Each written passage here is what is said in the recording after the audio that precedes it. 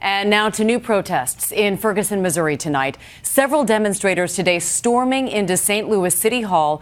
Across America, in at least a dozen major cities, thousands took part in mostly peaceful demonstrations. Streets filled from Washington to Los Angeles. And tonight, the family of Michael Brown responding to Officer Darren Wilson, breaking his silence to ABC News, telling George Stephanopoulos his version of their 90-second confrontation. ABC's Steve Osunsami back in Ferguson for us tonight. Indict, convict, send that killer cop to jail. Tonight, all of this in the name of Michael Brown, a growing protest nationwide against police profiling. In St. Louis today, they stormed City Hall.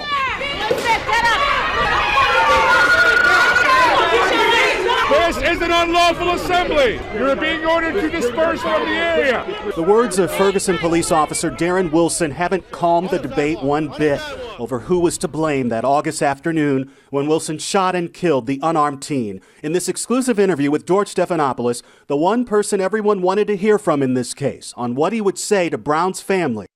You know, I'm sorry that their son lost his life. It wasn't the intention of that day. It's what occurred that day. And there's nothing you can say that's going to make a parent feel better. It sounds like you don't think you were responsible. I did my job that day. Do you feel any remorse? Everyone feels remorse when a life's lost. Like I told you before, I never wanted to take anybody's life. You know, that's not the good part of the job. That's the bad part of the job. So yes, there is remorse. Brown's family and their lawyers weren't hearing any of it. It was very hurtful to Michael Brown's parents when he said he had a clear conscience after killing their unarmed teenage son. They were taken back looking at the interview because they felt that he had no regards for their child, and that was hurtful to them. Meanwhile, back in Ferguson, police are still trying to explain how they let a small group of alleged arsonists get the best of them.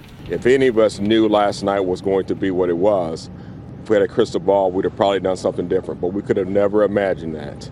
Families here worry more of this city could burn as the protests continue. They're also worried about what happens when the federal government announces its decision on possible charges in this case.